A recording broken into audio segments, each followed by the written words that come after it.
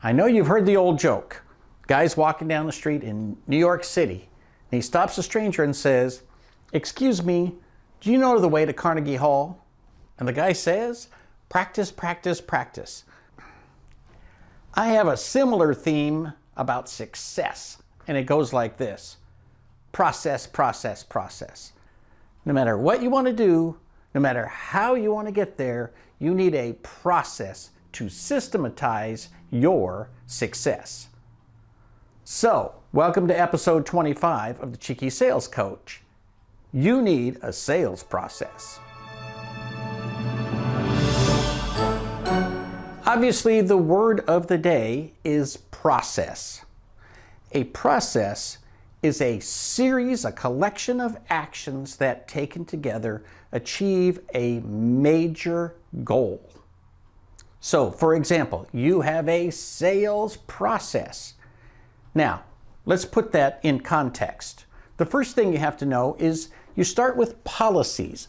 Policies are sort of philosophical ways of looking at the world. For example, we only do business with people we like. We get paid in advance for everything we do. Those are policies. Those are big picture things. So, for example, you might have sales processes that you will not participate in because they don't fit your philosophy, your policies about how you want to run your business and how you want to show up for other people. Underneath policies, you have processes. And as I said, processes are collections of actions that achieve a really big goal. So again, you might have a sales process. Within that, there are distinct components, and we call those procedures. Procedures are smaller groups of actions that achieve a very specific piece of the overall picture. So for example, you will have a procedure for acquiring leads. You might have a procedure for buying leads. You might have a procedure for getting leads from your newsletter or from your website forms, that sort of thing. You will also have a procedure for how you make phone calls, a procedure for how you send out mailings, right? So each piece of the process has a procedure. How do you make procedures work? Procedures are executed with checklists. So every process will have one or more procedures. Every procedure will have one or more checklists.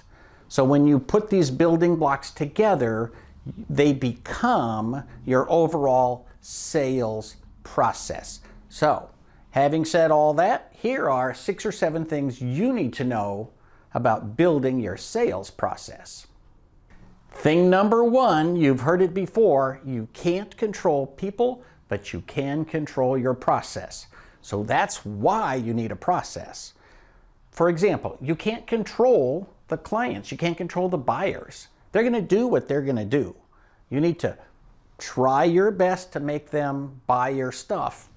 But if they don't want to, they don't want to. If they want to argue about price, that's one thing. If they want to delay until the third quarter, that's another thing. There's all kinds of stuff going on. You can't control them. You can't control your employees. You can't control your own salespeople. They're going to make offers and deals and whatever it takes to get their commission.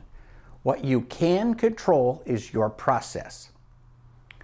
Over on the IT side of things, I've got a video about the slow sales process. So if you Google Palachuk slow sales process, you'll find this video.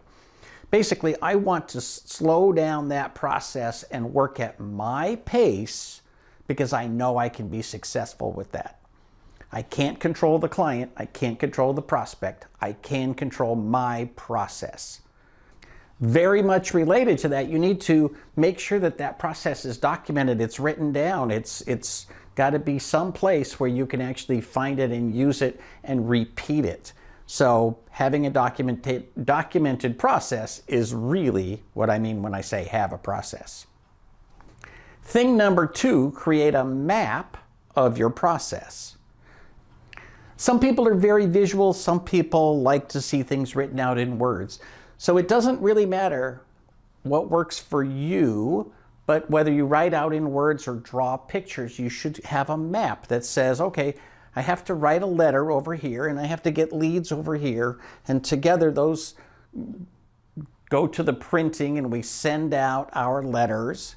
Eventually we're going to make follow-up phone calls. If we don't get an answer, we're going to do a follow-up letter, then more follow-up phone calls. Eventually we get appointments. Eventually we write proposals. So again, your process doesn't have to be like my process, but in a big picture, this is kind of what it probably looks like. Whatever you do to map out your process, this is the beginning of actually documenting it, writing it down. And for each of these pieces, you should then have some actual verbiage that says, here's how we get leads, here's how we go to the printers. Let me give you another piece of advice I'm sure you've heard before. How does an ant eat an elephant? One bite at a time. So don't be overwhelmed by this huge, monstrous process. How do you get leads? Are you going to go to this place and download the leads? Are you going to buy them? Are you going to set up something on your website? How will you do lead generation? Okay, define that piece, then set it into the map and begin working it. Rinse, repeat for each piece of your process.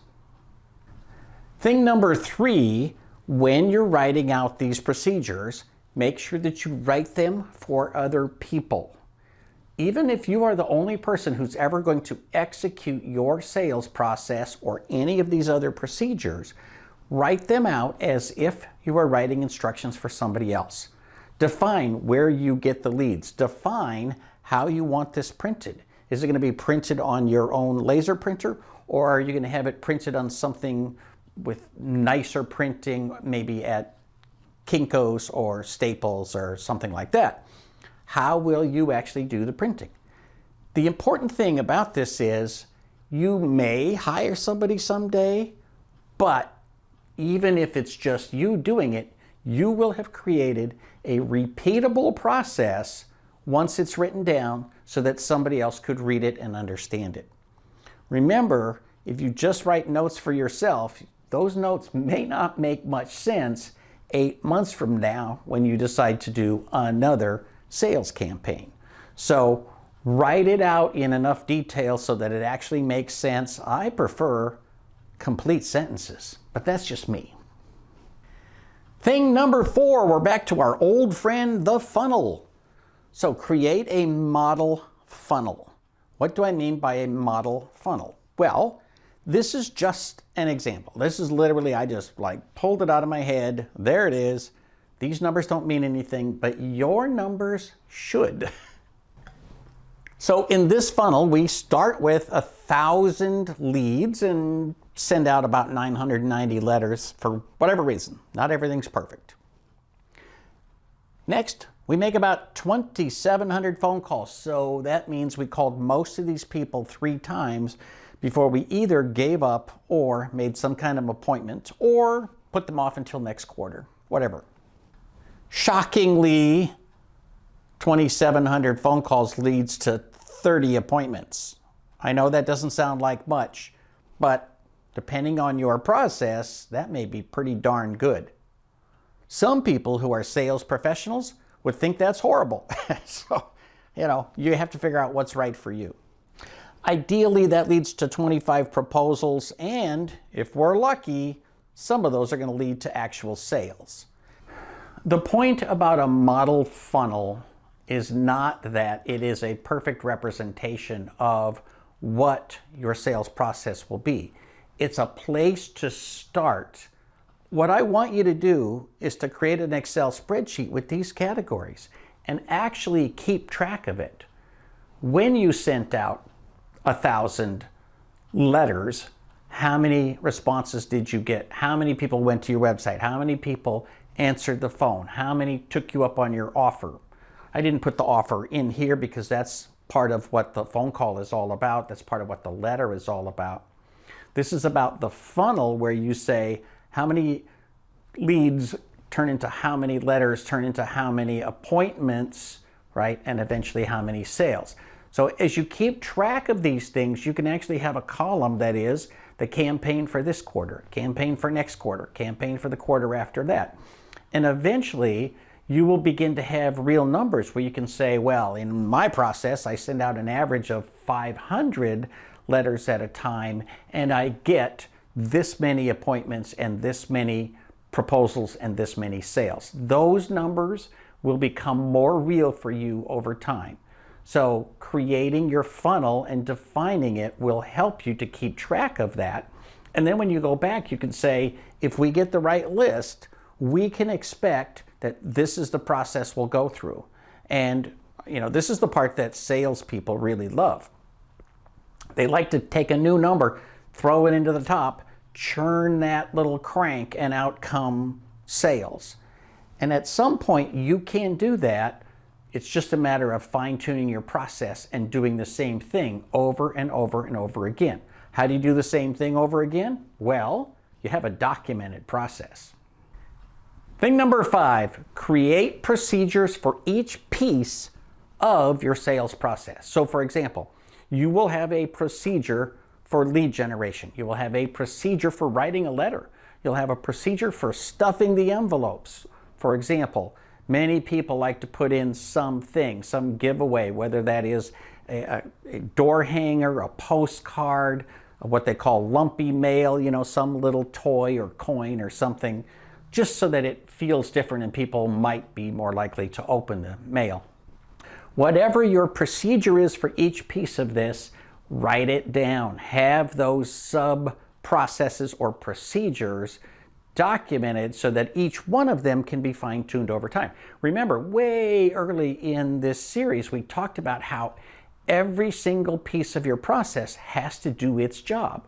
So when you've got these individual procedures documented, you can go back to them and say, hey, let's improve the procedure that we use to get people to make appointments, right? Improve that phone call script, improve that proposal process, improve our presentation for getting the proposal out there.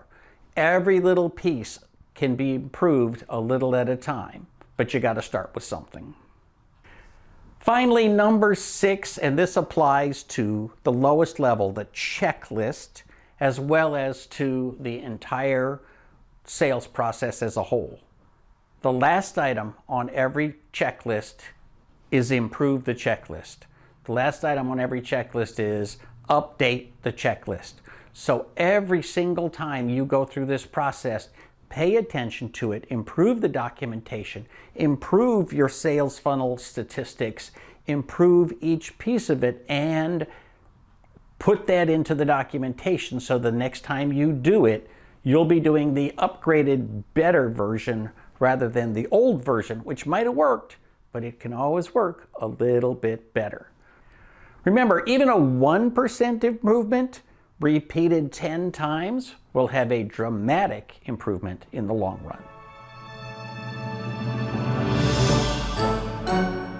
Just a reminder, this is the last of 25 sales videos.